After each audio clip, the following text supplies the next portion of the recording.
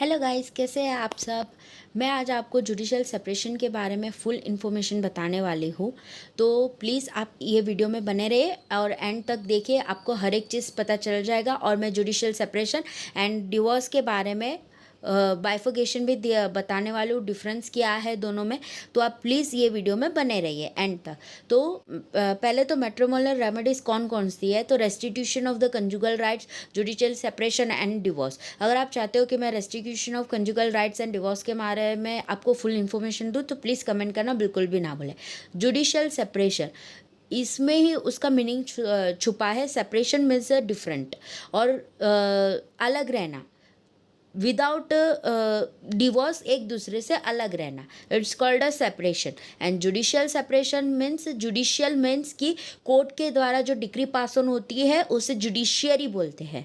तो वो जुडिशियरी जो डिक्री पास ऑन करता है और वो डिक्री में जो आप लोग सेपरेट रहते हो तो उसे जुडिशियल सेपरेशन बोला जाता है। अभी सेक्शन 10 डिफाइन करता है judicial separation under HMA, Hindu marriage act 1955। तो जुडिशियल सेपरेशन में कोई भी टाइम लिमिट नहीं है। आफ्टर मैरिज आप कभी भी जुडिशियल सेपरेशन के लिए अप्लाई कर सकते हो। जुडिशियल सेपरेशन लेने के लिए सम ग्राउंड्स है जो सेक्शन 13 सब क्लॉज 1 में डिफाइन किया गया है, जिसमें 8 ग्राउंड्स है। और जो सब सेक्शन 13 सब क्लॉज 2 है वो स्पेसिफिकली फॉर द वाइफ है। वुमन ही इस पे अप्लाई कर सकती है, मेल इससे अप्लाई नहीं कर सकता है जुडिशियल सेपरेशन। वो क्या है मैं इन डिटेल में आपको आगे बताती हूँ। जुडिशियल सेपरेशन कोर्ट के ऑर्डर द्वारा यानी कि डिक्री पास ऑन होने के बाद होता है, जहाँ पे वो जो जजेस होते हैं वो ये डिक्री पास करते हैं कि आज से आप जुडिशियली सेपरेट रह रहे हो। तो उसमें कैसे आप जुडिशियल सेपरेशन या इधर पार्टी की मर्जी से आप लोग जो पिटीशन लगाते हो उससे जुडिशियल सेपरेशन मिलता है, या तो फिर जो जजेस होते हैं उन्हें लगता है कि ये दोनों को डिवोर्स नहीं देना चाहिए, ये लोग वापस जॉइंट हो सकते हैं, तो उसके लिए वो लोग जुडिशियल सेपरेशन की डिक्री पास ऑन करते हैं। कैसा होता है हमारे इंडिया में, लोग अलग हुए उससे बेटर है कि लोग साथ में आए, वो मोटो चल रहा है। यहाँ पे डिवोर्स इतना ज़्यादा नहीं दिया जाता है जितना बाहर लोगों में दे रहा है। सेक्शन 13 सब क्लॉज ए जो एक्सेप्शंस है सेक्शन 13 सब क्लॉज 1 के, वो 3 ऐसी जगह है जहाँ पे आप लोगों को जुडिशियल सेपरेशन अलाउड ही नहीं है। जैसे कन्वर्जन, कोई भी हस्बैंड या तो वाइफ अपना रिलीजन कन्वर्ट कर देता है, यानी कि हिंदू में से कोई और रिलीजन एक्सेप्ट कर लेता है, तो उसे जुडिशियल सेपरेशन नहीं दिया जाता है। रिनाउंशिएशन, रिनाउंशिएशन मीन्स कि वो अपना मोह माया सब कुछ त्याग के साधु साध्वी, मतलब कि वो पहाड़ पे चला जाता है। It's called a रिनाउंशिएशन। And presume that, presume that means ये है कि जिसके बारे में 7 साल से ज़्यादा हो चुका है, उनको पता ही नहीं है कि ये बंदा जिंदा है, मर गया है, किधर है, क्या कर रहा है, किसी को भी इंफॉर्मेशन नहीं है, तो उसे ऐसा मान लिया जाता है, ऐसा प्रिज्यूम मतलब अजम्पशन किया जाता है कि ये बंदा मर चुका है। It's called a presume that. अभी सेक्शन 13 सब क्लॉज 1, इसमें कौन कौन से ग्राउंड है। मैंने आपको कहा था कि 8 ग्राउंड है 13 सब क्लॉज 1 के अंदर, तो उसमें से जो 3 है वो तो एक्सेप्शन हो गए। तो रिमेनिंग 5 कौन कौन से ग्राउंड है जहाँ पे आपको जुडिशियल सेपरेशन अलाउड है। तो फर्स्ट है adultery. Adultery means the extra marital affair. Cruelty, जो मेंटल और फिजिकल दोनों होती है। ऐसा नहीं है कि जो हस्बैंड होता है वही क्रुएल्टी वाइफ पे करता है, दोनों वाइस वर्सा होता है। कभी कभी वाइफ भी हस्बैंड पे क्रुएल्टी करती है। डिसर्शन, मतलब कि 2 ईयर से लोग सेपरेट रह रहे विदाउट पार्टी को इन्फॉर्म किए कि कौन सा रीज़न है, कौन से रीज़न से वो लोग अलग रह रहे हैं, सब कुछ। It's called a desertion. Unsound mind, मतलब कि अगर मैं अनसाउंड माइंड को हिंदी में बोलूँ तो पागल, बट एक्चुअली इसका मीनिंग पागल नहीं है। अनसाउंड माइंड मतलब कि टेम्पररी मेंटल इलनेस।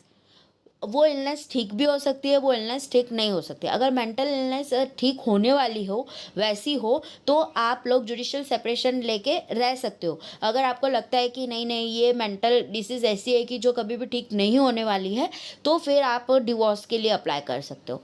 फिर वेनरियल डिसीज़, वेनरल डिसीज़ मतलब कि जब भी आप हस्बैंड वाइफ एक रिलेशनशिप में आते हैं, वो रिलेशनशिप के दौरान पे एक दूसरे को जो भी डिसीज़ पास ऑन होती है उसे उस डिसीज़ को वेनेरियल डिसीज़ बोलते हैं, उसमें आप जुडिशियल सेपरेशन भी ले सकते हो और डिवोर्स भी ले सकते हो। ये सारे ग्राउंड्स ऐसे हैं जिसमें आप डिवोर्स भी ले सकते हो और आप जुडिशियल सेपरेशन भी ले सकते हो, तो वो आप पे डिपेंड करता है। अभी ये आप चाहते हो कि बीएनएस की ये सारी सेक्शन और आईपीसी की ये सारे सेक्शन को मैं कंपेयर करके आपको ये सारे टर्म्स को एक्सप्लेन करूँ, तो प्लीज़ मुझे कमेंट ज़रूर कीजिएगा। अगर मैं इसमें सारी चीज़ें एक्सप्लेन करने जाऊँगी तो ये वीडियो बहुत लंबा हो जाएगा। अभी section 13 sub clause 2 specially for the wife के ऐसे ग्राउंड्स है जिसमें सिर्फ वाइफ ही जुडिशियल सेपरेशन के बारे में या तो डिवोर्स के बारे में अप्लाई कर सकती है। वो first is the bigamy. Bigamy का मतलब क्या होता है, हस्बैंड रीमैरेज करता है, मतलब वो वाइफ से डिवोर्स नहीं लेता है और रीमैरेज करता है, उसके रहते रहते ही रीमैरेज करते हैं, जो हिंदू में क्राइम है। आपको वो पता है बाइगैमी एंड पॉलीगैमी के बीच में क्या डिफरेंस है? नहीं पता है तो प्लीज़ कमेंट कीजिए, मैं आपको बताती हूँ कि वो दोनों क्या है। पॉलीगैमी का मैं बेसिक मतलब बता देती हूँ कि जिसमें एक साथ में एक वाइफ के साथ मल्टीपल वाइफें रख सकते हो या तो मल्टीपल हस्बैंड्स रख सकते हो, इज़ अ पॉलीगैमी। फिर रेप, सोडोमी एंड बेस्टियलिटी, तो ये तीनों में एक आप जुडिशियल सेपरेशन भी ले सकते हो, डिवोर्स भी ले सकते हो।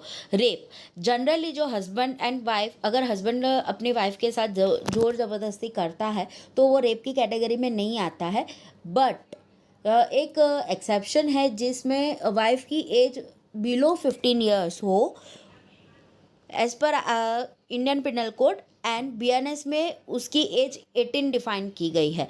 तो वाइफ की एज 15 to 18 के बीच में हो या तो 15 से कम हो, ऐसी लड़की के साथ अगर आप रिलेशनशिप रखते हो विदाउट उसकी मर्जी से, तो उसे रेप की कैटेगरी में डाला गया है। तो उस रेप के टाइम पे आप जुडिशियल सेपरेशन भी ले सकते हो और डिवोर्स भी ले सकते हो।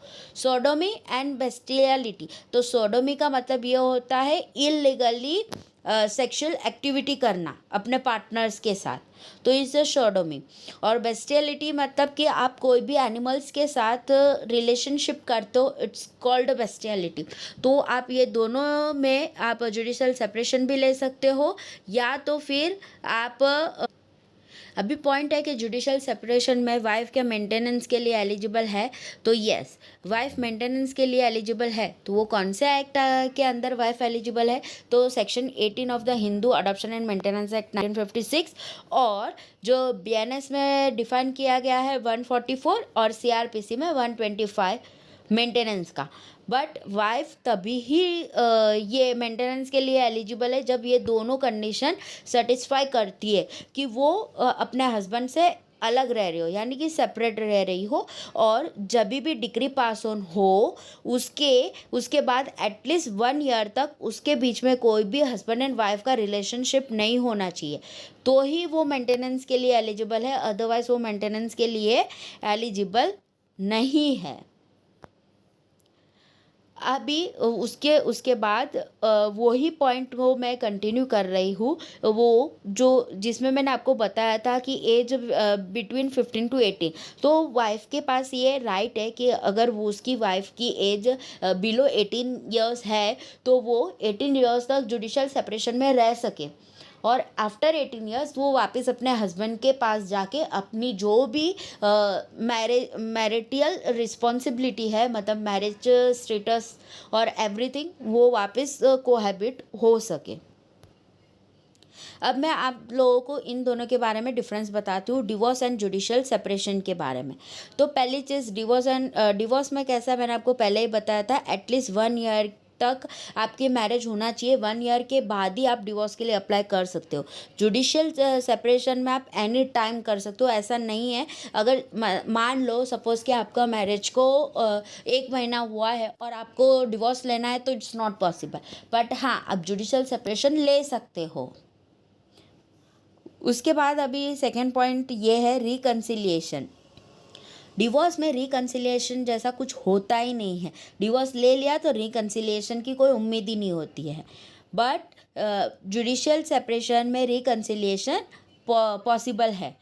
डिवोर्स लेने के बाद जितने भी राइट एंड ऑब्लिगेशंस हैं मैरिज के, वो सारे ख़त्म हो जाते हैं। बट जुडिशियल सेपरेशन में सस्पेंड रहता है टेम्पररी, मतलब टेम्पररी आप हस्बैंड एंड वाइफ नहीं हो, उसके बाद वापस आपको हस्बैंड एंड वाइफ जैसा ही हर एक चीज़ होगी आपकी, मतलब ऐसे ही आप वापस मैरिड हो जाओगे। डिवोर्स डिवोर्स में जो रीमैरिज का ऑप्शन अवेलेबल है, बट जुडिशियल सेपरेशन में रीमैरिज है ही नहीं। हाँ, बट सेक्शन 13 में जब आप डिवोर्स ले लेते हो, उसके बाद आप वापस रीमैरिज कर सकते हो। डिवोर्स में 1 स्टेज ऑफ जजमेंट होता है, जुडिशियल सेपरेशन में 2 स्टेज ऑफ जजमेंट होता है। डिवोर्स डिफाइन होता है under section 13 of the HMA 1955 and judicial separation section 10 of the Hindu marriage act 1955। Divorce का मेन ऑब्जेक्ट होता है इंडिपेंडेंट स्टेटस, और जुडिशियल सेपरेशन का होता है renew each other. I hope कि आपको ये मेरा वीडियो पसंद आया होगा। अगर आपको मेरा वीडियो इन्फॉर्मेटिव लगा हो और आपको मेरे वीडियोस की इन्फॉर्मेशन पसंद आई हो, तो प्लीज़ उसे लाइक करें, शेयर करें, कमेंट करें एंड मेरी चैनल को सब्सक्राइब करें। Thank you so much for watching this video. I hope कि आपको जुडिशियल सेपरेशन के बारे में फुल डिटेल्स पता चल चुका है। अगर आपको कुछ भी डाउट है तो आप मुझे कमेंट करके पूछ सकते हैं। लास्ट बट नॉट लीस्ट, हम फटाफट इसका ओवरव्यू एक बार वापस से कर लेते हैं कि जुडिशियल सेपरेशन में लीगल मैरिज का स्टेटस वैसा का वैसा ही रहता है। उसके दोनों ग्राउंड्स है, section 13 sub clause 1 and 13 sub clause 2। 13 sub clause 1 में हस्बैंड एंड वाइफ दोनों को एलिजिबिलिटी है, और जो ग्राउंड्स 13 सब क्लॉज 2 है उसमें सिर्फ और सिर्फ वाइफ को ही अलाउड है डिवोर्स लेना और जुडिशियल सेपरेशन लेना। और जो सेपरेट रहना है उसमें ये 1 ईयर का गैप रहता है, जिससे ये हो सकता है कि वो लोग वापस रिकन्सिलिएशन कर ले और एक साथ आ जाए और उन लोगों को अपनी गलती का एहसास हो जाए।